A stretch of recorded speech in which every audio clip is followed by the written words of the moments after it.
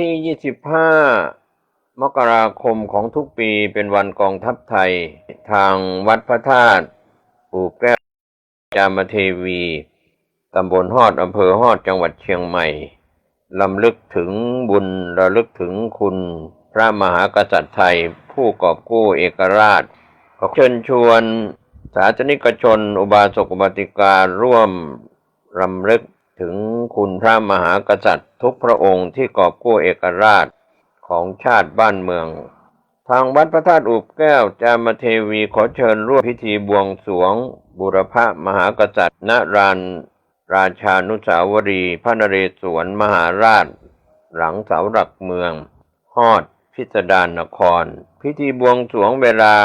9:09 นาที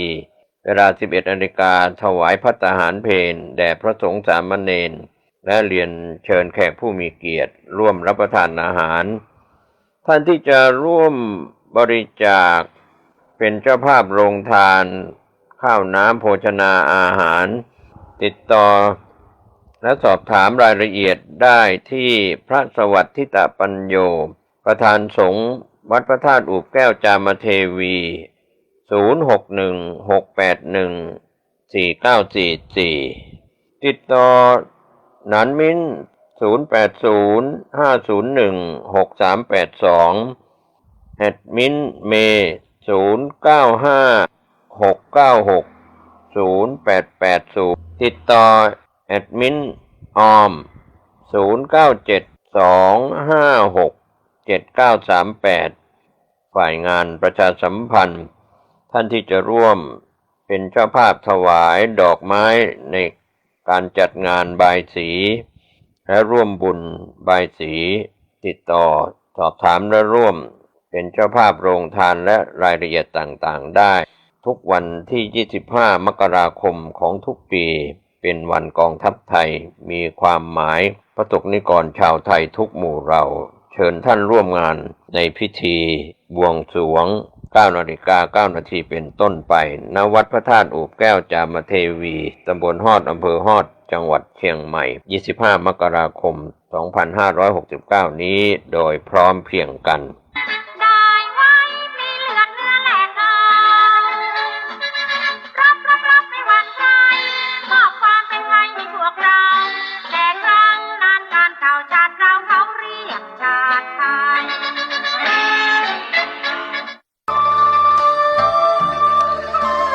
ขอเชิญร่วมบูรณะปิดทองพระเจ้าตาเขียวและบูรณะปฏิสังขรณ์พระธาตุเจดีย์มงคลธรรม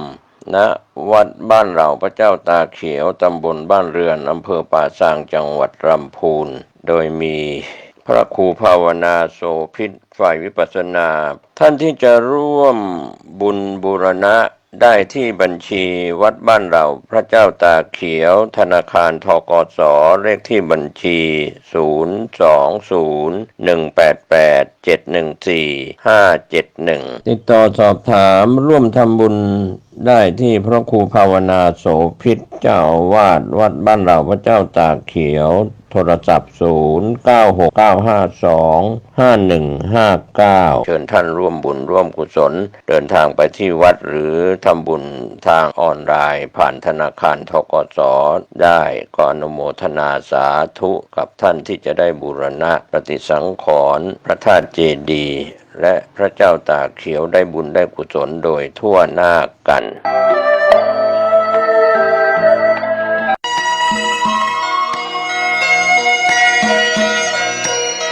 ศาลเพื่อการประชาสัมพันธ์โครงการปรับภูมิทัศน์และพัฒนาปรับพื้นที่รอบอุโบสถวัดป่าแดงมหาวิหารมติคณะกรรมการบริหารวัดป่าแดงมหาวิหารครั้งที่ 4/2567 ได้เห็นชอบและอนุมัติให้ดำเนินโครงการใช้เงินบริจาคและเงินสะสมของวัดเพื่อพัฒนาปรับพื้นที่ของวัดป่าแดงมหาวิหารจึงขอเชิญชวนผู้มีจิตศรัทธาร่วมพัฒนาเพื่อถวายเป็นพระราชกุศลถวายพระเจ้าสามฝั่งแกนและพระเทวีพระเจ้าติโลกราชพระเมืองแก้วและอดีตเจ้าอาวาสวัดป่าแดงมหาวิหารมีพระญาณคัมภีร์พระมหาสวามีโพธินันทะครูบาเจ้าศรีวิชัยพระ อธิการอินแก้วอรินทโรครูบาอ่องขอเชิญชวนผู้มีจิตศรัทธามีเจตนาร่วมในข่าวครั้งนี้โอนเงินผ่านธนาคารกรุงไทยสาขาสุเทพชื่อบัญชีวัดป่าแดงมหาวิหารเลขที่บัญชี521064750สอบถามรายละเอียดเพื่อร่วมทำบุญได้ที่0818815690ก็เป็นโครงการปรับภูมิทัศน์และพัฒนาปรับพื้นที่รอบอุโบสถวัดป่าแดงมหาวิหารตำบลสุเทพอำเภอเมืองเชียงใหม่จังหวัดเชียงใหม่โครงการนี้เริ่มดำเนินการท่านที่จะร่วมบุญร่วมกุศลร่วมอนุโมทนาได้บุญได้กุศลได้ความดีโดยทั่วหน้ากัน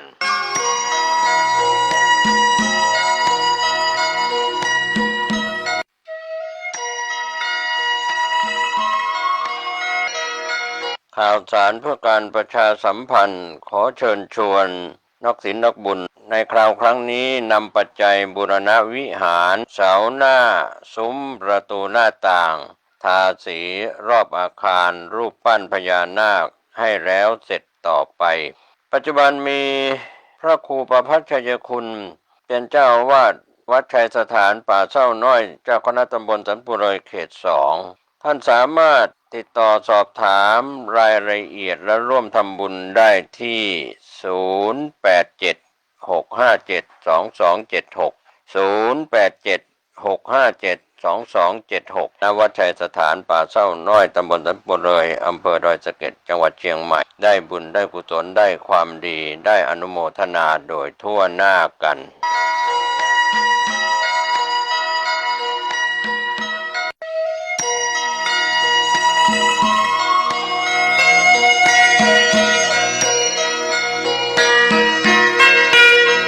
ข่าวสารเพื่อการประชาสัมพันธ์ขอเชิญชวนศรัทธานักศีลนักบุญทั้งหลายร่วมในพิธีบำเพ็ญบุญวันกตัญญูพระครูวิมลวรเวทหลวงพ่อบุญมีครบ33ปีแห่งการมรณภาพและอายุครบชาตการ120ปีจัดงานตรงกับวันเสาร์ที่7มีนาคมพุทธศักราช2569เวลา 9:30 นาทีณวัดท่าสตอยสีสร้อยทรายมูลตำบลวัดเกตอำเภอเมืองเชียงใหม่จังหวัดเชียงใหม่มีกำหนดการดังนี้7มีนาคม 9:30 นาทีอาราธนาพระสงฆ์สวดพระพุทธมนต์มอบทุนการศึกษาให้แก่มหาวิทยาลัยมจรมมรถวายกับพระภิกษุสามเณรวัดท่าสตอยผู้สอบปรริญญาธรรมนักธรรมได้โรงเรียนในสังกัดสำนักการศึกษาเทศบาลนครเชียงใหม่11โรงเรียนสมทบทุนโรงพยาบาลสงฆ์มหาราชนครเชียงใหม่สมทบทุนมูลนิธิเด็กกำพร้าบ้านกิ่งแก้วเชียงใหม่โรงเรียนสอนคนตาบอดภาคเหนือโรงเรียนกาวิระอนุกุลเด็กบกพร่องทางสติปัญญาโรงเรียนโสตศึกษาอนุสารสุนทรคนหูหนวกสภานักธรรมจังหวัดเชียงใหม่พุทธสมาคมจังหวัดเชียงใหม่ยุวพุทธิกาสมาคมเชียงใหม่กลุ่มหนุ่มสาวจังหวัดเชียงใหม่กลุ่มหนุ่มสาววัดท่าสตอยจังหวัดเชียงใหม่ทอดถวายผ้าบางสกุลถวายเครื่องไทยทานจตุปัจจัยไทยทานแด่พระสงฆ์อนุโมทนาเวลา 11:20 นาทีถวายภัตตาหารเพลแด่พระสงฆ์สามเณร 12:00 น.เชิญ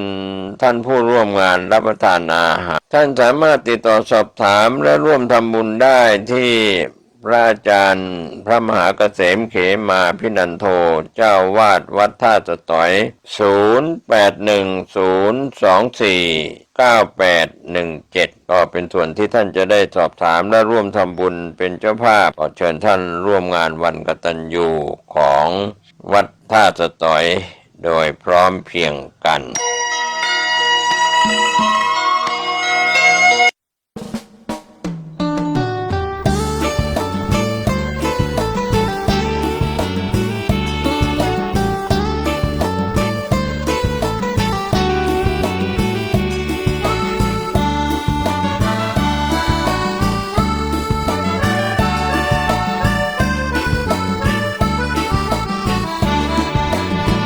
พุทธมามกะมีพระไว้ในดวงใจไม่มัวหลงไหล สิ่งใดแม้มาล่อลวงไม่ไปพันผูกเด็ดดับขันธปรินิพพานแล้วนะครับ ก็มีส่วนนำเล่ามาถึงพระมหากัสสปะเถระพร้อมด้วยพระเถระก็จะได้ทำสังคายนา หลังจากมีการถูกกล่าวจ้วงจาบนะครับในธรรมวินัยพื้นดินแสดงตนบนอาสนะได้สร้างพระเจดีย์ใหญ่บรรจุอัฐิธาตุของพระอานนท์ณสองรานั้นนิครนนาถบุตรเจ้าลัทธิผู้หนึ่งบำพักอยู่ณเมืองปาวาป่วยหนักก่อนตายได้คิดว่าลัทธิของเรานี้ไม่สามารถที่จะช่วยให้ผู้ปฏิบัติตามสิ้นทุกข์ได้แต่หากเราจะกลับคำสอนในขณะนี้ก็จะไม่มีผู้ใดเชื่อฟังจึงหาทางทำให้บริวารแตกแยกกันเมื่อพระศาสดาในส่วนที่พระศาสดาจะได้แสดงธรรมโปรดในภายหลังเมื่อนิครนนาถบุตรถึงแก่การะตายแล้วพวกนิครนแตกกันเป็นสองพวกเกิดขัดใจทะเลาะวิวาทกันว่าท่านไม่รู้ทั่วถึงเรารู้ทั่วถึงธรรมวินัยของเรานี้ต่างก็ถกเถียงกันตามความเข้าใจในสิ่งที่ตนได้รับฟังมาจากอาจารย์แม้สาวกคฤหัสถ์ก็มีใจถอยกลับ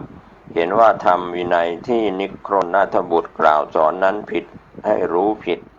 ไม่เป็นทางนำออกจากทุกข์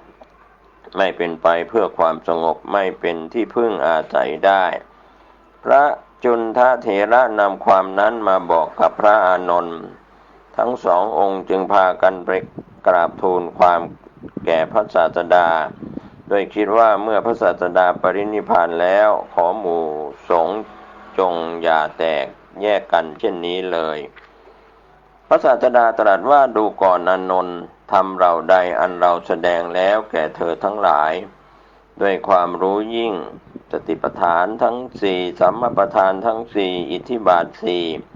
อินทรีย์ห้าภระห้าโพชฌงค์เจ็ดอริยมรรคมีองค์แปดอานนท์เธอเห็นภิกษุของเราแม้สองรูปมีวาทะต่างกันในธรรมเหล่านั้นหรือพระอานนท์ทูลว่าข้าพระองค์ยังไม่ได้เห็นภิกษุแม้แต่สองรูปจะมีวาทะแตกต่างกันในธรรมเหล่านี้เลยพระศาสดาจึงตรัสสามมคามสูตรแสดงมูลเหตุของการวิวาท6ประการภิกษุเมื่อเกิดความโกรธความลบหลู่ความริษยาความโอ้อวดความเห็นผิดความถือมั่นในความเห็นผิดของตนภิกษุควรละเสียให้สิ้นเพื่อระงับต้นเหตุแห่งการวิวาทจากนั้นพระผู้มีพระภาคเจ้าก็ตรัสว่าตัดถึงเรื่องของสารานิยธรรมทำเป็นที่ตั้งแห่งความระลึกถึงกันก็จะทำความรักทำความเคารพกันเป็นไปเพื่อสงเคราะห์กัน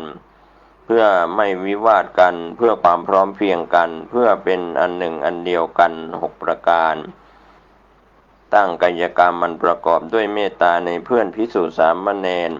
ตั้งวจีกรรมมันประกอบด้วยเมตตาในเพื่อนภิกษุสามเณรตั้งมโนกรรมมันประกอบด้วยเมตตาในเพื่อนภิกษุสามเณรแบ่งปันลาภที่ได้มาโดยชอบธรรมให้แก่เพื่อนภิกษุสามเณรรักษาศีลให้บริสุทธิ์เสมอกับเพื่อนภิกษุสามเณรมีความเห็นร่วมกันกับเพื่อนภิกษุสามเณรอื่นแล้วก็ตัดเตือนว่าพวกเธอพึงสมาทานสารานิยธรรม6ประการนี้ประพฤติแล้วจะเป็นไปเพื่อประโยชน์เพื่อความสุขแก่พวกเธอตลอดกาลนานจากนั้นทรงแนะนำพระมหาจุนทเถระให้เทียบเคียงกับพระธรรมวินัยที่พระองค์ทรงแสดงไว้แล้วและควรสังคายนาคือรวบรวมพระธรรมไว้ให้เป็นหมวดหมู่เพื่อจะได้เป็นแบบแผนเดียวกันโดยถูกต้องทั้งเนื้อความและพยัญชนะทั้งนี้เพื่อความยั่งยืนของพระศาสนาต่อไปในการเวลาภายหน้านอกจากนั้นก็ยังทรงแสดงปาสาธิกสูตรให้คำแนะนำว่าหากมีเจ้าลัทธิอื่นใดมาสอบถาม ถึงอานิสงส์ของฌานสี่ว่าเพื่อหวังผลอะไรให้ตอบว่าหวังที่จะเป็นพระโสดาบันก็จะได้ตรัสรู้ต่อไปในเบื้องหน้าพระสกทาคามีเพื่อจะได้ตรัสรู้ต่อไปพระอนาคามีซึ่งจะกลับมาเกิดอีกเพียงครั้งเดียวพระอรหันต์เพื่อความหลุดพ้นจากอาสวะทั้งปวงพระมหาจุนทเถระออกจากการเป็นพระธรรมกถึกแล้วก็ยังมีความสามารถด้านอิทธิฤทธิ์ก็กล่าวในคราวที่พระศาสดาทรงแสดงจมุขปาฏิหาริย์ว่าพระจุนทะในขณะนั้นยังเป็นสามเณรได้กราบทูลพระศาสดาขอแสดงปาฏิหาริย์แทนเมื่อพระศาสดาถามว่าเธอจะแสดงเช่นไรจุนทะสามเณรก็ตอบว่าจะไปเขย่าต้นว่าใหญ่ในชมพูทวีปนำผลว่ามาให้มหาชนที่ชุมนุมอยู่นี้บริโภคและจะไปนำดอกปาริฉัตรจากเทวโลกมาถวายพระศาสดาแต่พระพุทธองค์ทรงห้ามไว้พระมหาจุนทเถระเคยทำหน้าที่อุปถากพระศาสดามาก่อนที่จะทรงแต่งตั้งพระอานนท์แต่ก็ยังช่วยพระอานนท์อยู่ตลอดเวลาที่ผ่านมาเว้นแต่เวลาที่ท่านต้องไปบำรุงพระสารีบุตรเถระเท่านั้นในเวลาใกล้จะปรินิพพานของพระศาสดายังตรัสเรียกให้พระมหาจุนทะปูผ้าสังฆาติเพื่อนอนพักที่ฝั่งแม่น้ำกกุธาก่อนที่พระศาสดาจะเสด็จถึงสารวันกรุงกุสินาราอันเป็นสถานที่ปรินิพพานหลังจากพระศาสดาปรินิพพานแล้วในเวลาต่อมาพระมหาจุนทเถระก็นิพพานแต่มิได้กล่าวถึงท่านนิพพานเมื่อใดอธิษฐานของท่านบรรจุอยู่ณที่ใดเวลาล่วงไปถึงสมัยของพระเจ้าโศกมหาราชนะครับท่านผู้ฟังก็กล่าวถึงพระเจ้าโศกขึ้นครองราชสมบัติในปีพุทธศักราช218พระเจ้าโศกมหาราชนั้นเป็นราชโอรสของพระเจ้าพินทุสารและพระนางธันมามีพระอนุชาร่วมพระมารดานามว่าติสสะเมื่อเจริญวัยพระราชบิดาทรงแต่งตั้งให้เป็นอุปราชครองแคว้นอวันตีมีกรุงอุเชนีเป็นเมืองหลวงหลังจากพระราชบิดาสวรรคตจึงเสด็จกลับมายังปาตลีบุตรดำรงตำแหน่งพระราชาสืบแทนทรงรับสั่งให้สำเร็จโทษพระอนุชาต่างมารดาทั้งปวงเว้นติสสกุมารซึ่งเป็นอนุชาร่วมพระมารดาแต่ผู้เดียวพระเจ้าโศกขึ้นครองราช4 ปีจึงกระทำการราชาภิเษกทรงตั้งติสสกุมารไว้ในตำแหน่งอุปราชระยะแรกที่ขึ้นครองราชย์พระเจ้าโศกทรงบริจาคทานแก่เหล่าพราหมณ์และปริพาชกตามที่พระราชบิดาเคยกระทำมาวันหนึ่งพระราชาประทับยืนอยู่ที่สีหบัญชรทอดพระเนตรเห็นนักบวชเหล่านั้นบริโภคอาหารด้วยมารยาทไม่เรียบร้อยไม่มีความสำรวมในอินทรีย์จึงรับสั่งให้เชิญนักบวชเหล่านั้นเข้ามาในพระราชนิเวศพระราชาทอดพระเนตรเห็นกิริยาที่นั่งนั้นแล้วทรงทราบได้ทันทีว่านักบวชเหล่านั้นไม่มีธรรมที่เป็นสาระใดๆเลยพระราชาจึงถวายของที่ควรแก่การบริโภคแก่นักบวชเหล่านั้นแล้วก็ส่งกลับไปเวลาล่วงไปวันหนึ่งขณะประทับอยู่บนปราสาทพระราชาทอดพระเนตรเห็นสามเณรรูปหนึ่งมีกิริยามารยาทเรียบร้อยมีอินทรีย์สงบสมบูรณ์ด้วยอิริยาบถที่ดีนะครับกำลังเดินผ่านไปทางพระลานหลวงทรงพอพระทัยการก็ดำริว่าสามเณรน้อยรูปนี้น่าจะมีโลกุตตรธรรมแน่นอนทรงบังเกิดความเลื่อมใสและก็ความรักในสามเณรสมจริงดังคำที่พระพุทธเจ้าตรัสไว้ว่าความรักย่อมเกิดเพราะเหตุ2 ประการเพราะการอยู่ร่วมกันในภพก่อนเพราะการเกื้อกูลกันในปัจจุบัน สามเณรรูปนั้นก็คือนิโครธสามเณรโอรสของสุมาณะราชกุมาร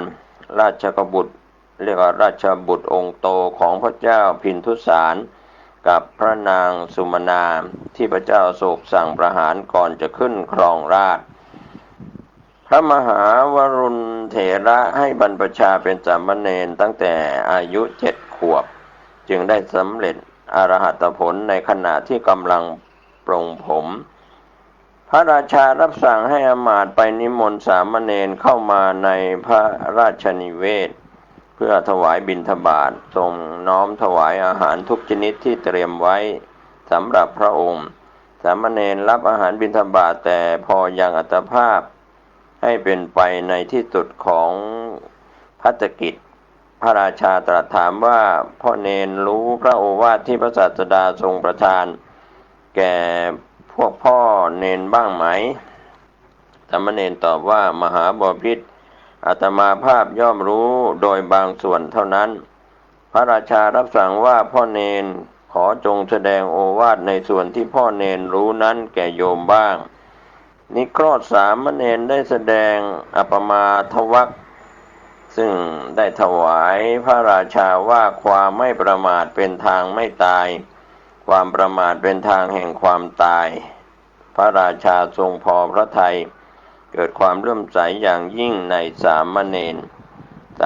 รก็อนุโมทนาแล้วพระราชาทรงรับสั่งว่าพ่อเณรโยมจะถวายทุวพัดที่ถวายเป็นประจำแก่พ่อเณรสามเณรถวายพระพรว่าอาตมาภาพจะถวายพัดเหล่านั้นแก่พระภิกษุสงฆ์พระราชาตรัสถามว่าพ่อเณรผู้ที่ชื่อว่าภิกษุสงฆ์แก่บุคคลเช่นไรสามเณรทูลตอบว่ามหาบพิตรบรรพชาและอุปสมบทของอาตมาภาพอาศัยหมู่ภิกษุใดหมู่ภิกษุนั้นชื่อว่าภิกษุสงฆ์พระราชาจึงปวารณาถวายนิตยพัดแก่ภิกษุสงฆ์ในพระราชนิเวศรับสั่งให้เลิกการบริจาคพัดแก่เรานักบวชนอกศาสนาทั้งสิ้นสามเณรยังพระราชาพร้อมทั้งบริษัทให้รับไตรสรณคมและเบญจศีลศีลห้าดำรงมั่นอยู่ในพระพุทธศาสนาติสสะอุปราชผู้เป็นพระพาดาร่วมมารดากับพระราชาวันหนึ่งเสด็จไปล่าเนื้อทอดพระเนตรเห็นพระโยนกมหาธรรมรักขิตเถระผู้นั่งให้พญาช้างจับกิ่งสาระโบกพัดอยู่เกิดความปราโมทย์ว่าดำริว่าเมื่อไรหนอเราจะได้บวชเหมือนพระมหาเถระนี้พระเถระนั้นรู้อัธยาศัยของติสสะอุปราชได้เหาะขึ้นไปในอากาศแล้วยืนอยู่บนพื้นน้ำที่สระโบกครณีห้อยจีวรและผ้าอุตราสงไว้ในอากาศแล้วเริ่มส่งน้ำติสสะอุปราชเห็นอานุภาพของพระเถระทรงเลื่อมใสเป็นอย่างยิ่งคิดว่าเราจะบวชให้ได้ในวันนี้ทีเดียวแล้วเสด็จกลับไปทูลพระราชาว่าหม่อมฉันจะบวชพระราชาทรงยับยั้งเป็นอเนกประการพระเจ้าโศกเมื่อไม่ทรงสามารถให้ติสสะอุปราชกลับพระทัยได้จึงทรงนำไปยังวิหารภิกษุเป็นอันมากได้ฟังข่าวว่าพระอุปราชจะบวชจึงพากันตระเตรียมบาตรและจีวรไว้พระอุปราชเสด็จไปยังเรือนเป็นที่บำเพ็ญเพียรแล้วได้ทรงผนวดในสำนักของพระมหาธรรมรักขิตเถระพร้อมอัคคิพรหมผู้เป็นพระสวามีของพระนางสังฆมิตราในสุมาณราชกุมารโอรสของเจ้าอัคคิพรหมและพระนางสังฆมิตราทูลขอบรรพชาเป็นสามเณรในวันนั้นด้วยในครั้งนั้นมีกุลบุตรผนวดตามพระอุปราชอีกเป็นจำนวนมากเหตุผลอีกประการหนึ่งที่พระเจ้าโศกหันกลับมาเริ่มใสในทางพระพุทธศาสนาอย่างแน่นแฟ้นประมาณปีที่13หลังจากขึ้นครองราชย์พระองค์ยกทัพไปทำสงครามกับแคว้นกาลิงคะได้ประสบชัยชนะ แต่ในการสงครามครั้งนั้นต้องสูญเสียทั้งชีวิตมนุษย์และก็ทรัพย์สินเป็นจำนวนมากพระองค์ทรงสลดพระทัยจึงเปลี่ยนพระดำริจาก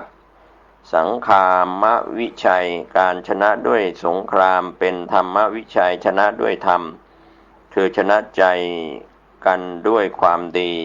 สร้างสรรค์ประโยชน์สุขให้แก่ปวงชน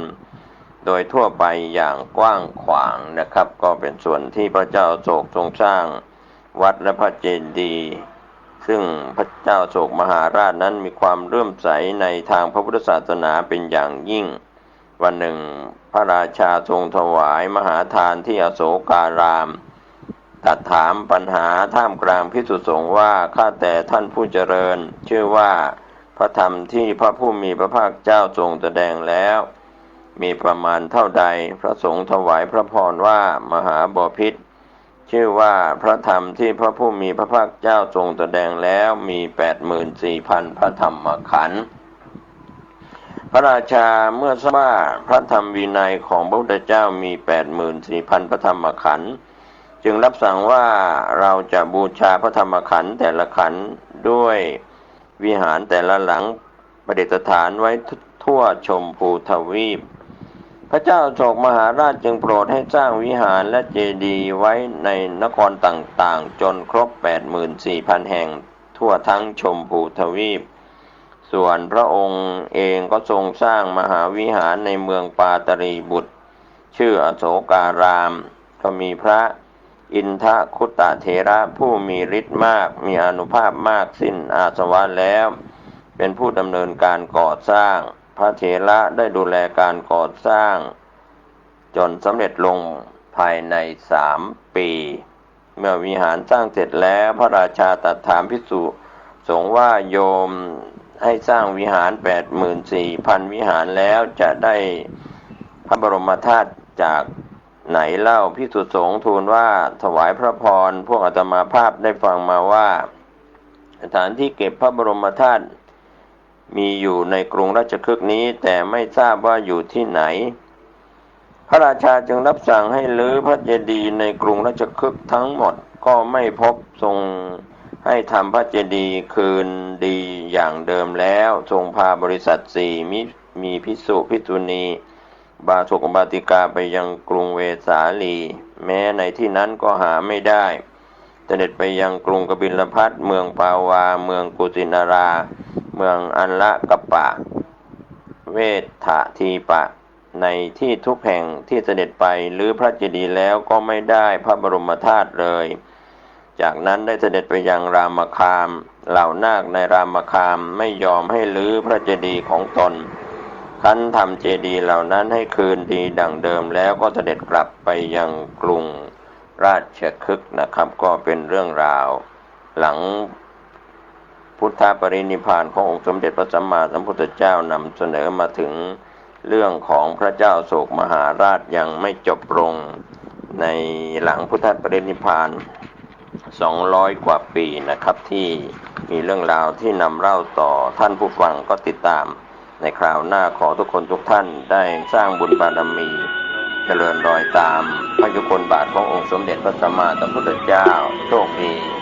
ในที่ทุกสถานในการทุกเมื่อสวัสดีครับ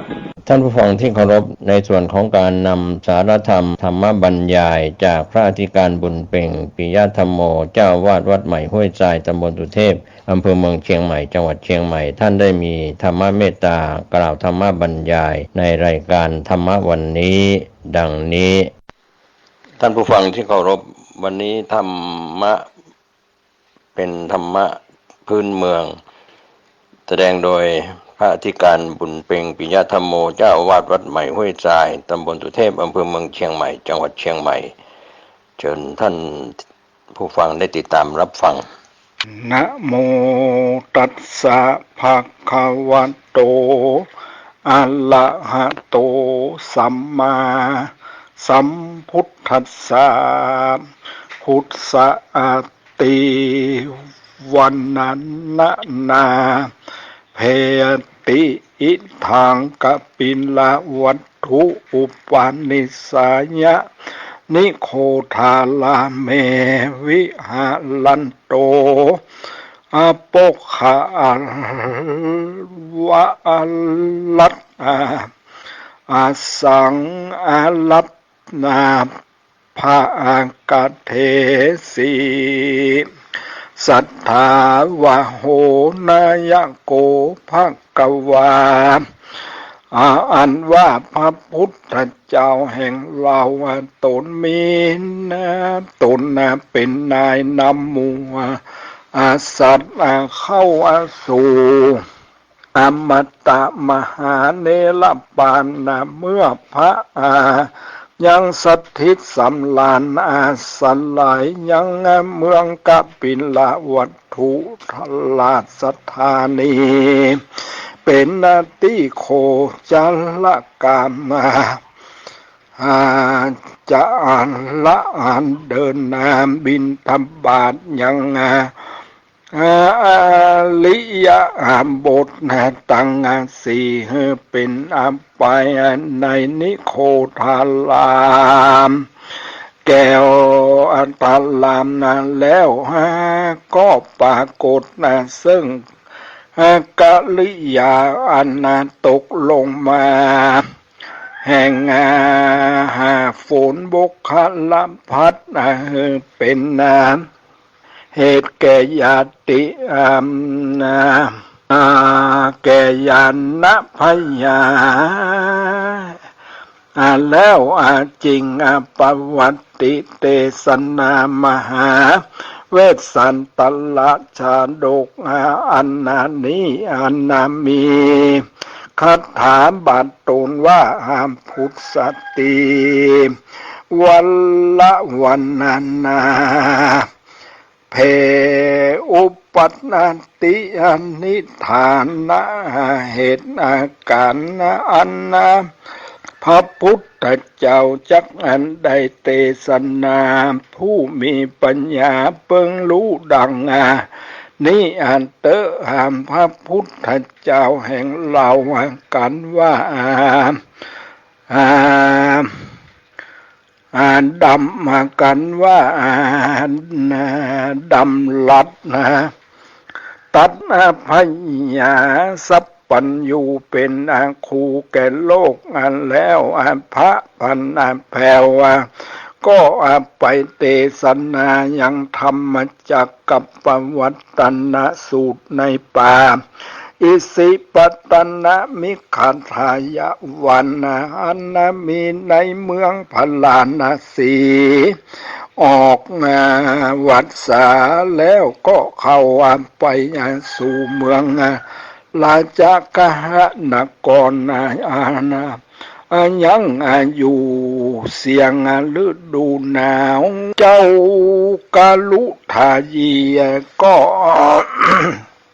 ขออัลลาธนาพระสัทธามีหมู่ขีนาสวัสชาติอัลละหันตามยิบมือนันตนแวดล้อมเป็นบริวารพระก็เข้าไปสู่เมืองกบิลวัตถุเพื่อหามสังฆญาติกาพี่น้องด้วยเจ้ากาลุทายีเถระอันนั้นแหละในกาลนั้นเต้าพญาเจ้าสากัญญาราชก็ปากัน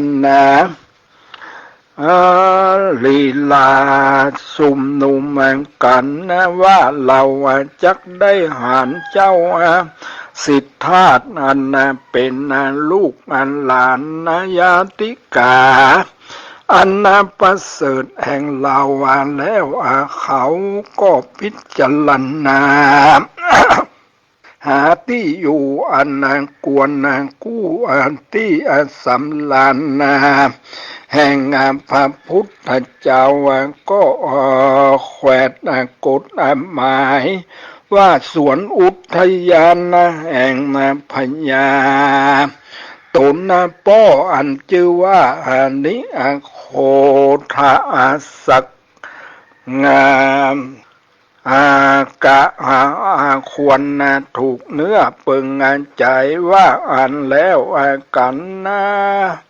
แล้วก็กวาดเพียวประดับประดามีมือถือกันถ้ามันลานดอกไม้จักไปต้อนรับพระพุทธเจ้าจริงใจเด็กน้อยเจ้าเมืองประดับประดาด้วยเครื่องตั้งมวลไปก่อนแล้วก็ใจกุมารละกุมารลีหนุ่มน้อยประดับประดาจื่นจ้อยดีงามไปต้อนรับพระพุทธเจ้า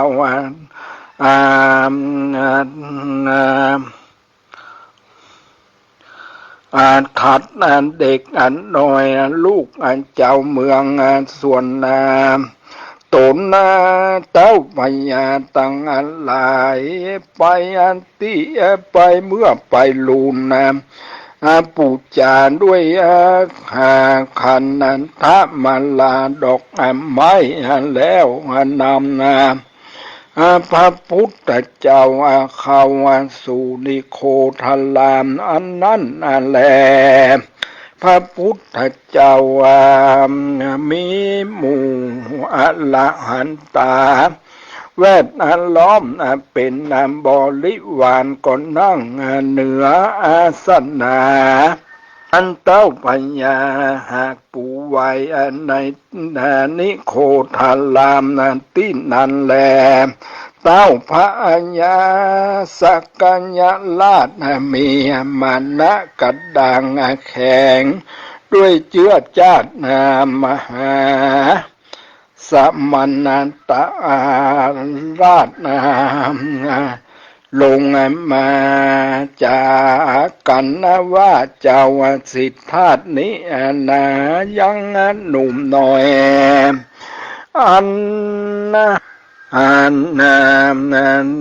ยังหนุ่มน้อยท่านเป็นหลานน้อยแห่งเราจริงจากกันจริงจากกับบุตรตีบุตรตาลูกเจ้าว่าลูกเจ้าจุงไว้ว่าสู่เจ้าจุงไว้พระพุทธเจ้าเตอนาส่วนตูข้าจักนั่งอยู่ไปหลังว่าแล้วเขาก็บอกไว้พระพุทธเจ้านั่งอยู่กันสันนั่นแลพระพุทธเจ้าก็เล็งดูอัศสาใสใจแห่งเต้าพญา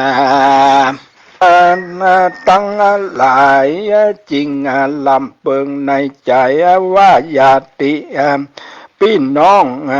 บอกไว้กูกวนตถาคตญาติตั้งหลายวัยควรจะแลว่านั้นแล้วความตูนแก้วก็เข้าสู่จะตุทัสสานาอันนั้นเป็นเหตุแห่งอภิญญาแล้วก็ออกจากญาณสยองขึ้นสู่พื้นประตูอากาศเลี่ยลายภายลงยังผงอันติดแปดพระบาทตั้งกู้ตกลงสู่หัวเต้าพญาตั้งหลายแล้วก็อภัยสำนันแดงอัศริยะอันเป็นลำน้ำไฟเป็นกู้กันไปเหมือนปังเมื่อกระทำในเมืองสาวัตถี ติอากายต้นต้นสีอติไก่ต้นมะม่วงชื่อว่ากันดากันดามะลุกขะวันนั้นแหละในกาลนั้นพระอาญาสลีสุทโธธนะตุนะป้อเลงพอหันอัศจรรย์อันนั้นจริงกาว่าข้าแห่งเจ้ากูในเมื่อแม่นมอุมเจ้ากูไปป้อจักวายปัทธะเจ้าฤาษีตนชื่อว่ากัปปิละในวันเจ้ากูเกิดป้อก็อาหารพระบาทตั้งกูกับขึ้นขี่อยู่เหนือหัวเจ้าละสีป้อก็ไว้พระบาทเจ้ากูตีนึ่งแล้วกาลิยาป้อไว้เจ้าแก้วเป็นปัธรรมวันตาในวันปลุกข่าวป้อก็เอาเจ้าไปนอนอยู่เหนืออาสนะอันมีสีสวัสดิ์ดีใต้ล้มไม้ชมพูเสียงวันค่ำล้มไม้อันนั้นก็บ่พัดผ่านหนีไปป้อหันอัศจรรย์ใจเหลือขนาดป้อจริงไว้พระบาทเจ้ากูเป็นเป็นตติยะทวนตติยะวันตาทวนสามเมื่อพญาสลีสุทโธทนะไว้ปัทธะแห่งพระพุทธเจ้าตนวิราชเต้าพญาสากยราชตั้งหลายก็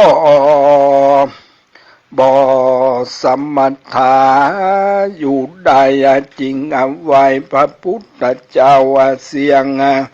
จุโตนะพระทศพลยังยังญาติพี่น้อง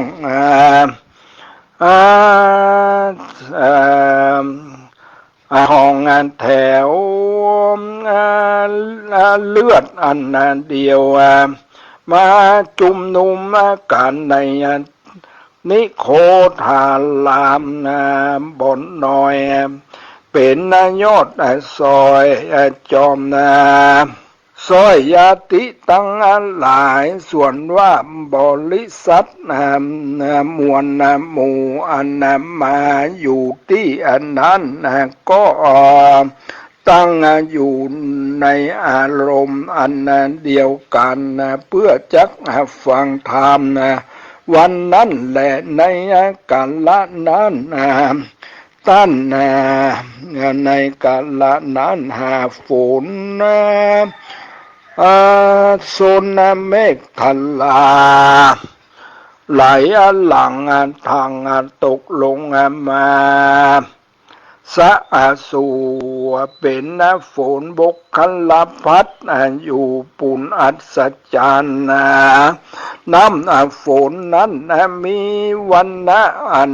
แดงเหมือนดังนำข้างมีเสียงอันร้องข้างแล้วก็ไหลหลังลงมาพ ภายอันใต้แผ่นดินคนตั้งหลายฝูงอันใดบ่มีใจใครจุ่มใครล้ำดังอันเขาว่าใครจุ่มใครอันลำดังอันมาตาว่าต่อมาน้ำนึ่งก็บอดตังอยู่ในตนเหมือนดังต่อมน้ำบอดตังอยู่เหนือใบบัวนั้นแลเหตุดังอันป้อเหตุดังอันฝนอันนั้นชื่อว่าบุคคลพัฒบริษัทตั้งอันหลายหันอัศจรรย์นั้นเกิดเป็นอันเงิดมากอันหนักอันภิกขุทั้งหลายก็บังเกิดบังเกิดอย่างคำจาในธรรมสภากะสาลาอันสาลาและอันนี้และอันนั้นนี้ดูลาอาวุโสหาฝนบุคลพัฒตกลงมาในที่สุมนุมญาติอากาแห่งพระพุทธเจ้าก็ด้วยอนุภาวะบุญแห่งพระพุทธเจ้านั้นแล ควรเงิดอัศจรรย์ใจนักแลที่นั้นพระพุทธเจ้าได้ยินด้วยหูทิพย์ด้วยได้ยินคำจากเจ้าภิกขุทั้งหลายด้วยทิพย์โสตวิญญาณแห่งงานโตนมักปงลงยังหาฝนแก้วคือธรรมเทศนาพระจริงลีลาลีลาออกจากพระคันธกุฎีภาคลงมาด้วยพุทธลีลาองค์อาจเหมือนในไกรสอนลาดออกจากคูหานั่งเหนืออาจานั่งเหนือสะอันนางามองค์อาจแล้วจริงปาสัตมาภิกขุตั้งหลายในในภิกขุ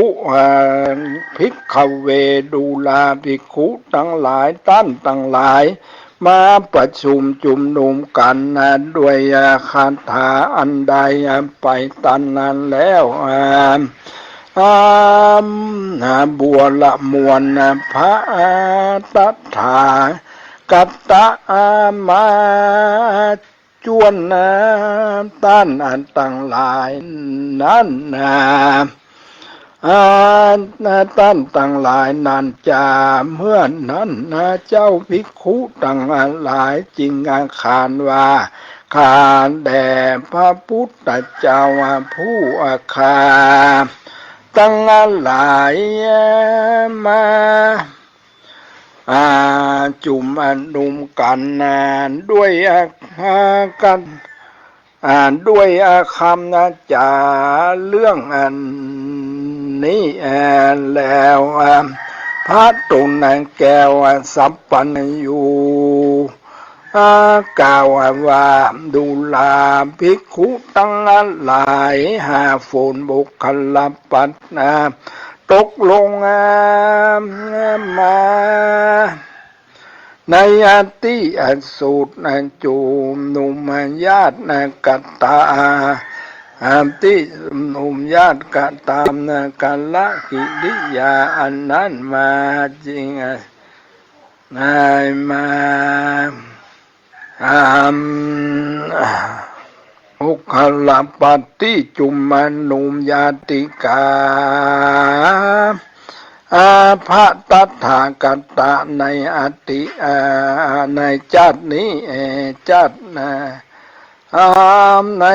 ชาตินี้ตีตียวนี้บ่มีเลยแม้ใน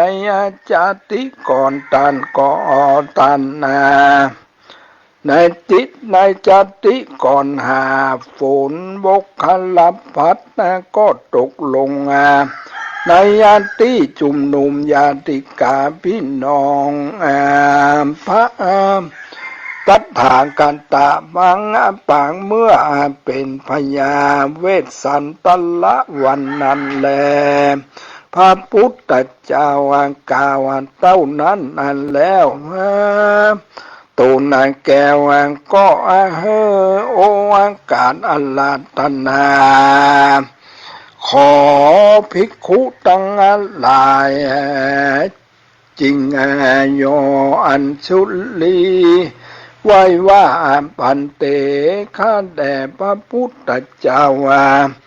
หาฝนบกขลับพัดตกลงมา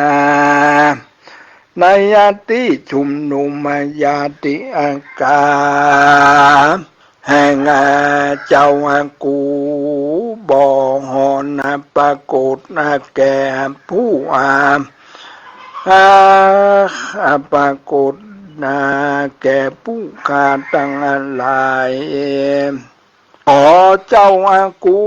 จงภายโพธเทศนาแจ้งแก่แจ้งแก่สุดเหตุเทศนานี้เทศนาแจ้งแก่สุดผู้ขาตั้งหลายแด่เติดที่นั้นพระพุทธเจ้าจริงจริงนำเอามายังมหาเวสสันตละชาดกอาจารตกะธรรมมเทศนาว่าดังว่าอติเตภิกขเวดูลาภิกขุทั้งหลายกูพระตถาคตาอติเตภิกขเวสีวิลัตเถเชตุทะนะกะเลสีวิมหาลาจานามะธรรมเมนะลัตสังพระเสภากาเลสิดังนี้เป็นอันตนว่าภิกขุเขาเวดูลาภิกขุทั้งหลายในอติตะอาการล่วง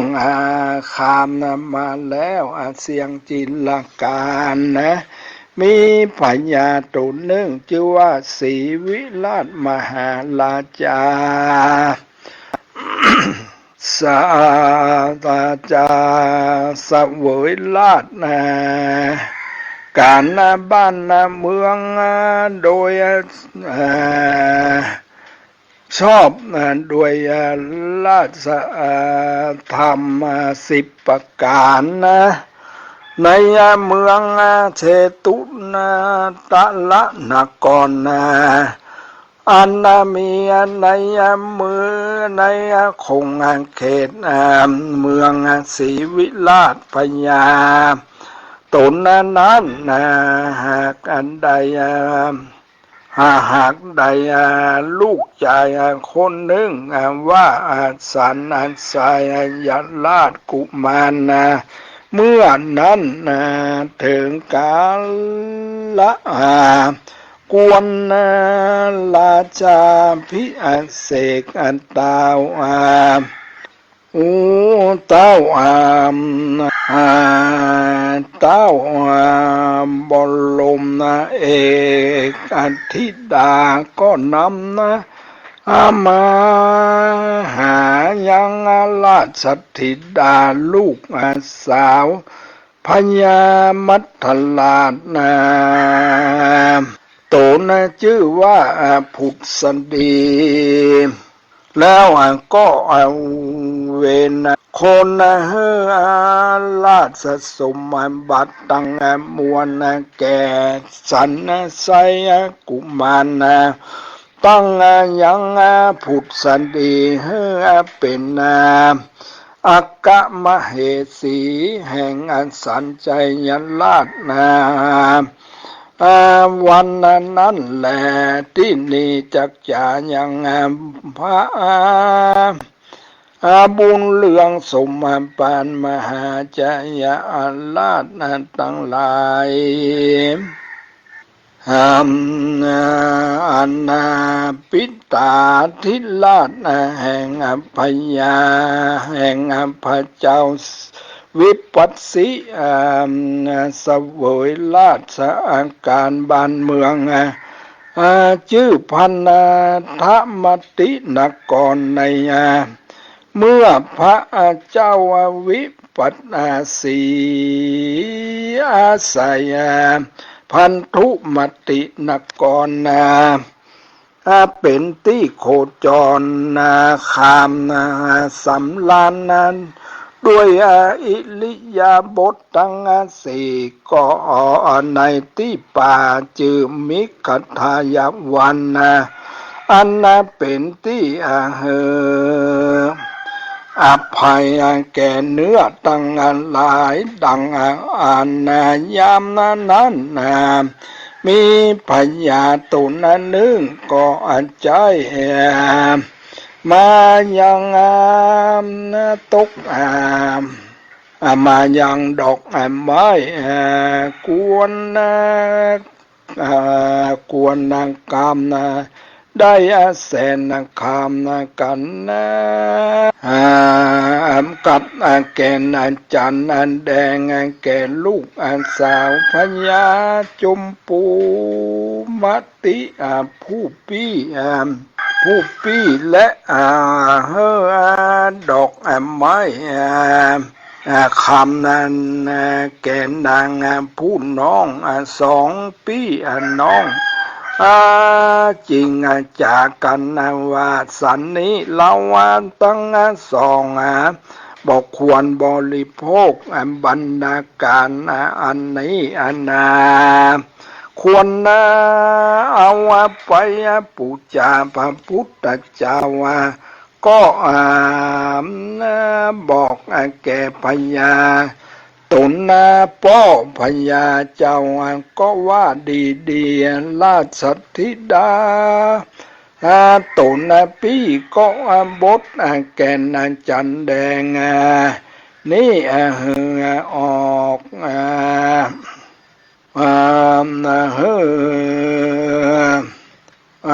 อ่อนสุขุมานแล้วเจือจันนั้นด้วยสุขันโทตกะแก้ว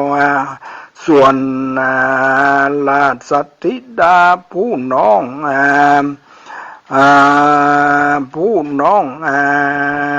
ลาก็จ้าง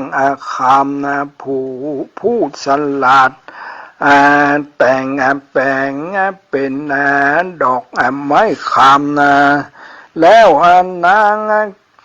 ตั้ง2ก็ได้ไปถวายพระพุทธเจ้านางผู้ปี้ก็ปูชาพระพุทธเจ้าด้วยต้นกันทะจวนจันนั้นเหลือแก่นั้นก็อันใดลาภา อาขันนัทธกุตีราชนะแล้วก็ตั้งคำพาทนาว่าด้วยเตจะ เอาละมันปล่อยบอกให้ได้เอาแล้วเนาะได้กี่สรุปฮะสรุปได้วันนี้เอาได้ตีกระป๋อก่อนเนาะเทศนาธรรมเนี่ยเกี่ยวกับเรื่องไอ้ทศพรนี่แหละอันนี้แหละเกี่ยวกันนะธรรมทศพรทศพรหิมทศพรเนี่ยเป็นกันแรกเนี่ยก็ได้เอาเทศนามาอย่างว่าบางทีมันก็ฉันเข้าตอนแล้วใหม่ๆนะรู้สึกว่ามันก็เคร่งง่วงพองแล้วก็วันนี้ก็ติดบางอีกับปอก่อนเนาะขออนุโมทนากับคุณสมพรเจ้าหน้าที่สถานีและท่านผู้ฟังทั้งหลายขอให้มีความสุขความเจริญโดยทั่วหน้ากันขออนุโมทนาที่ท่านได้รับฟังจบลงไปแล้วนั้นก็เป็นการแสดงพระธรรมเทศนาพื้นเมืองจากพระอธิการบุญเพ็งปิยธรรมโมเจ้าวาดวัดใหม่ห้วยทรายตำบลสุเทพอำเภอเมืองเชียงใหม่จังหวัดเชียงใหม่ท่านได้มีธรรมเมตตาแสดงธรรมเทศนาพื้นเมืองก็ติดตามรับฟังกันได้ในคราวครั้งต่อไปสำหรับวันนี้สวัสดีครับที่ท่านได้รับฟังจบลงไปแล้วนั้นก็เป็นการบรรยายธรรมะจากพระอธิการบุญเพ็งปิยธรรมโมเจ้าวาดวัดใหม่ห้วยทรายตำบลสุเทพอำเภอเมืองเชียงใหม่จังหวัดเชียงใหม่สารธรรมดีๆที่ท่านนำเสนอผ่านทางท่านผู้ฟังหวังว่าจะก่อเกิดสติปัญญาศรัทธาบำเพ็ญทานรักษาศีลเจริญภาวนาติดตามศึกษาได้ในคราวครั้งต่อไปสำหรับวันนี้สวัสดีครับสวัสดีครับท่านผู้ฟังที่เคารพทางสายเอกดำเนินรายการโดยพระประชานาถมุนีเจ้าอาวาสวัดดอนจันทร์เจ้าคณะอำเภอกัลยาณิวัฒนาจังหวัดเชียงใหม่ท่านมีธรรมะเมตตากล่าวธรรมะดังนี้อย่างมีสติเราจะไม่ทุกข์แต่ถ้าเราอยู่อย่างมีสติแล้วจะมีแต่คำว่าสงบถ้าเราต้องการสงบเราก็ต้องมีสติถ้าเราต้องการความสำเร็จเราก็ต้องมีสติเราต้องการการบรรลุเราต้องการให้เราบรรลุเป้าหมายก็ต้องมีสติเพราะสติมันเป็นทุกอย่างมันเป็นหลักให้กับจิตเป็นหลักให้กับชีวิตสติมันเป็นหลักให้กับจิตสติมันเป็นเหมือนแสงสว่างและเป็นแสงสว่างตลอดเวลาเรามีสติในแสงสว่างเกิดขึ้นเราตลอดเพราะเรารู้กลางคืนก็รู้กลางวันเราก็รู้เนี่ยรู้ตลอดเวลาสติให้เรารู้สึกตัวอยู่ตลอดจะทำงานก็รู้กลางคืนจะนอนก็รู้อย่างเงี้ยจะตื่นกลางคืนก็รู้นั่นแหละพวกเรามีสติเมื่อเรารู้เดี๋ยวพวกเราทั้งหลายคำว่าผิดพลาดไม่เกิดมันก็จะเกิดคำว่าดีงามงอกงามคำว่าดีงามงอกงามพวกเรามันก็จะเกิดคำว่ารู้ธรรมเห็นธรรมรู้ธรรมเห็นธรรมเข้าถึงธรรมนั่นแหละเราก็เห็นความจริงเห็นความจริงรู้ความจริงละความจริงเห็นความจริงละความจริงเห็นความจริงเราก็เดินเข้าไปสู่ความจริงจนถึงที่สุดมันก็ไม่มีอะไรเรียกว่ามีแต่คำว่าว่างเท่านั้นเรียกว่าโลกไม่ได้มีแต่ความว่าว่างเปล่าสติจะเป็นผู้ไม่ปรุงแต่งโลกที่มันวุ่นวายเพราะจิตโลกที่มันวุ่นวายเพราะจิตมันไปทำให้โลกนี้วุ่นวายไปหมดเรามนุษย์เกิดมาอยู่บนโลกนี้วุ่นวายแต่มนุษย์ทั้งหลายต้องเข้าใจว่าจิตของเรามันแปรสภาพตลอดเราต้องดูลักษณะของจิตเป็นสิ่งสกปรกทุกคนเข้าใจว่าจิตเป็นสิ่งที่สะอาดจิตเป็นสิ่งสกปรกเหมือนลิ้นเห็นไหม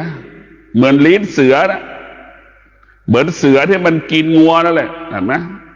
มาอีแรงกินมาอีแรงเหมือนกานะกินของเน่าของเหม็นนะเหมือนหมาที่มันกินของเน่าของเหม็นนะจิตเราเป็นอย่างนั้นแหละมันเป็นของสกปรกจิตเรา ถ้าจิตมีสติเมื่อไหร่จิตนั้นถึงสะอาดถ้าจิตมีสติเมื่อไหร่จิตนั้นจะสะอาดจิตนั้นจะบริสุทธิ์จิตนั้นจึงจะเป็นจิตของผู้รู้เราต้องพิจารณาว่าจิตของเราสกปรกเป็นพระชั่วได้เป็นพระดีได้เป็นพ่อดีได้เป็นแม่ดีได้เป็นแม่ไม่ดีเป็นพ่อไม่ดีได้เป็นลูกดีได้เป็นลูกชั่วได้นั่นคือจิตนั่นแหละมันสกปรกแต่ถ้าจิตแล้วมันถ้ามันเมื่อมามีสติมันจะเป็นพ่อที่ดีของลูกจะเป็นแม่ที่ดีของลูกจะเป็นลูกที่ดีของแม่ของพ่อนี่แหละคือจิตที่อาศัยสติจิตได้รับการฝึกฝนอบรมจิตนั้นจะเป็นจิตของผู้รู้เบื้องต้นจิตของเรามันสกปรกเหมือนของที่มันตกพื้นเหมือนเนื้อที่มันตกดินมันเปื้อนอย่างนั้นแหละจิตเราเปื้อนไปด้วยความโลภความโกรธความหลงความอยากได้อยากมีอยากเป็นฆ่ากันตายกับเพราะจิตนี่แหละตีกันตายทะเลาะกันตายกับเพราะจิตนี่แหละความขัดแย้งเกิดขึ้นกับเพราะจิตนี่แหละชีวิตไม่สงบกับเพราะจิตครอบครัวแตกแยกกับเพราะจิตครอบครัวสงบสุขกับเพราะจิตประเทศชาติวิบัติกับเพราะจิตประเทศชาติเจริญกับเพราะจิตนี่แหละทุกอย่างมาอยู่ที่จิตถ้าจิตนั้นอาศัยสติถ้าจิตอาศัยสติจิตนั้นก็สะอาดเมื่อจิตสะอาดจิตก็เป็นผู้รู้เหมือนช้างแสนรู้เหมือนสุนัขแสนรู้เนี่ยพวกเราทั้งหลายจิตมันเป็นอย่างนั้นสตินั่นจะเป็นที่พึ่งของจิตสติเป็นที่พึ่งของจิตสติเป็นบ้านของจิตสติเปรียบเสมือนบ้านของจิตถ้าจิตอาศัยสติแล้วจิตนั้นจะมีความอบอุ่น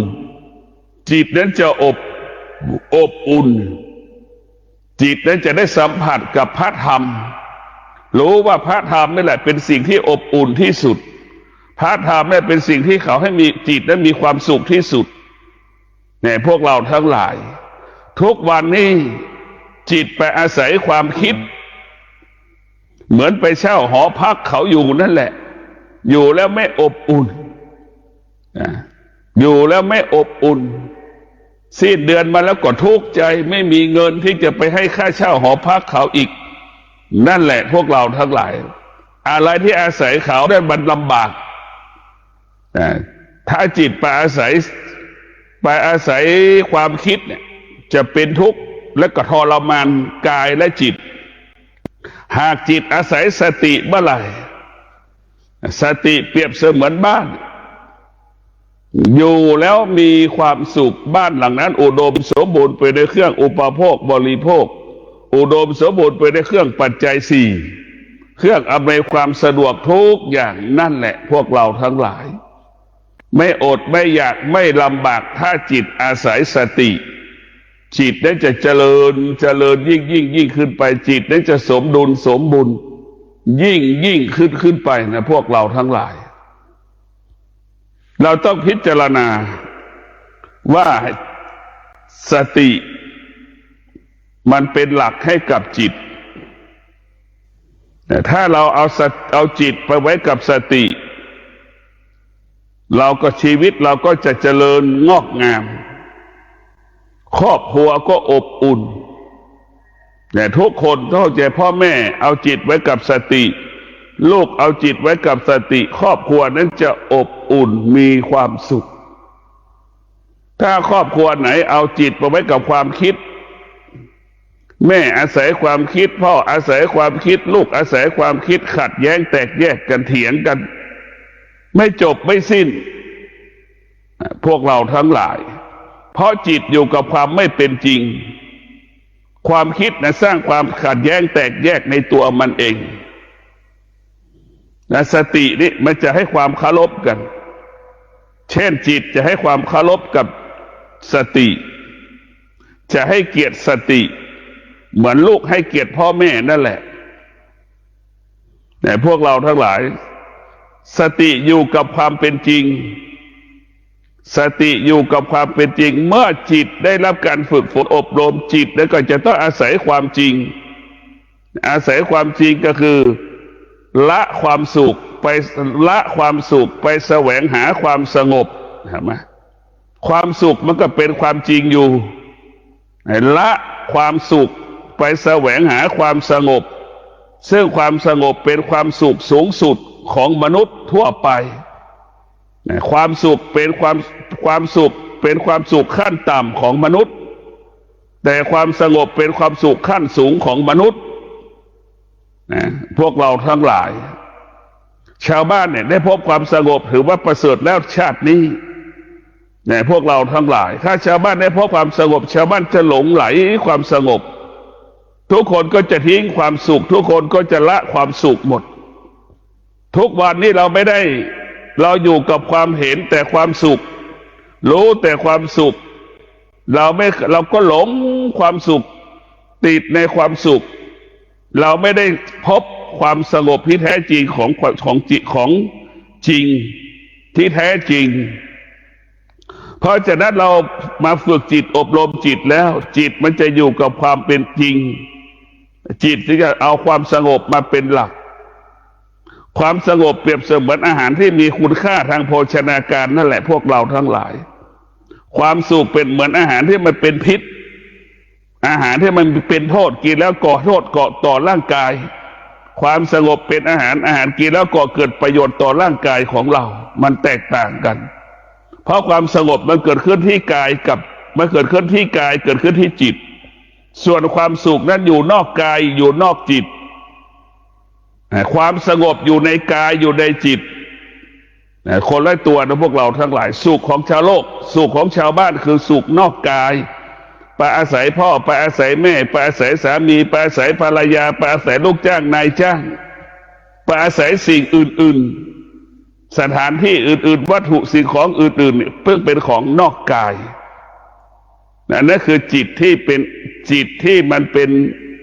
อาศัยความคิดจะเป็นเช่นนั้น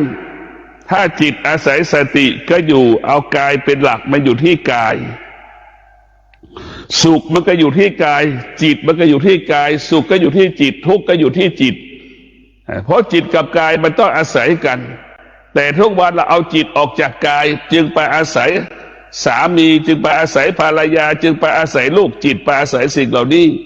พอลูกไม่ตอบสนองก็ทุกข์ใจสามีไม่ตอบสนองก็ทุกข์ใจภรรยาไม่ตอบสนองก็ทุกข์ใจพ่อแม่ไม่ตอบสนองก็ทุกข์ใจลูกจ้างทำงานไม่ดีก็ทุกข์ใจนี่แหละเราไปอาศัยภายนอกหมดจิตที่มันเป็นอาศัยความคิดจะเป็นแบบนี้เนี่ยพวกเราทั้งหลายเราต้องมีสติที่จะรู้เอาสติมารู้ธรรมเอาจิตมารู้ธรรมให้มากที่สุดให้จิตรู้ธรรมให้จิตเห็นธรรมจิตมันจะละธรรมชาติจิตมันจะอยู่เหนือธรรมชาติแต่เวลานี้จิตของเราอยู่กับธรรมชาติอยู่กับธรรมชาติของมนุษย์พ่อแม่สามีภรรยาลูกได้เป็นธรรมชาติอยู่แล้วมันเป็นทุกข์มันเป็นทุกข์ตื่นเช้ามาได้ไม่มีข้าวกินก็เป็นทุกข์ตื่นเช้ามาไม่มีเงินให้ลูกไปโรงเรียนก็เป็นทุกข์เห็นไหมตื่นเช้ามาไม่มีเงินติซื้อน้ำมันไปทำงานก็เป็นทุกข์ตื่นเช้ามาไม่มีเงินไปใช้หนี้เขาก็เป็นทุกข์เห็นไหมอันนี้แหละคือความทุกข์ทั้งหลายพวกเราทั้งหลายมันเป็นความคิดที่มันเป็นความทุกข์ทั้งสิ้นเพราะมันเป็นธรรมชาติธรรมชาติมันจะเวียนอย่างนี้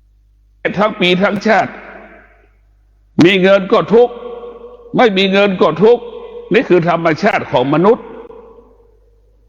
ถ้าพวกเราทั้งหลายถ้ามนุษย์ได้รับการฝึกฝนอบรมจิตของมนุษย์ก็จะรู้เลยว่าความสุขที่อยู่เหนือธรรมชาติคือธรรมะก็คือความสงบนี่แหละความสงบคือความสุขที่อยู่เหนือธรรมชาติแต่ทุกวันนี้ความสุขคือความวุ่นวายของเราความสุขมันเกิดความวุ่นวายตลอดกว่าจะได้เงินมากว่าจะได้ กว่าจะได้สิ่งนั้นมากว่าสิ่งนั้นจะตอบสนองเรามันวุ่นวายไหมในพวกเราทั้งหลายมันวุ่นวาย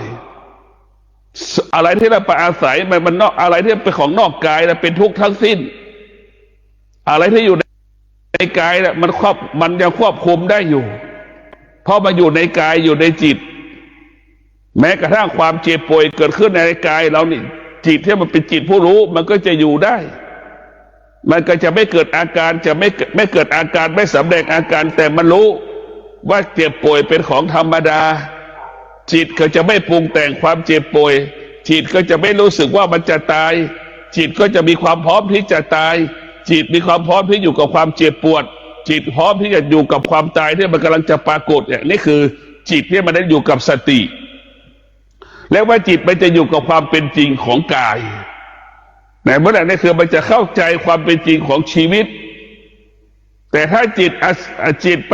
ไปอาศัยของนอกกายนั้นมันจะไม่ยอมรับถึงแม้จะพาแม่ไปหาหมอก็กลัวแม่ตายอยู่ดีเห็นไหมอันนี้แหละคือจิตที่ไปอาศัยสิ่งภายนอกจิตออกนอกกายจิตเห็นภายจิตออกนอกกายจิตจึงเห็นสิ่งอื่นๆเหนือกว่าธรรมะเพราะจิตไม่มีธรรมเนี่ยมันจะกลัวไปหมดกังวลใจไปหมดถ้าจิตขาดสติกังวลใจทุกข์ใจหาแม่ไปหาหมอก็ทุกข์ใจไม่มีเงินจะไปให้เอาแหมทุกข์อีกไม่ไปก็กลัวแม่จะตายอีกเอาอีกมันเป็นทุกข์ไปหมดนี่คือธรรมชาติของมนุษย์อยู่จุดเวียนว่ายตายเกิดอยู่กับธรรมชาติถ้าเราฝึกจิตอบรมจิตแล้วจิตเราจะอยู่เหนือธรรมชาติอย่างสติอยู่อย่างมีสติมันจะรู้เลยว่าเจ็บป่วย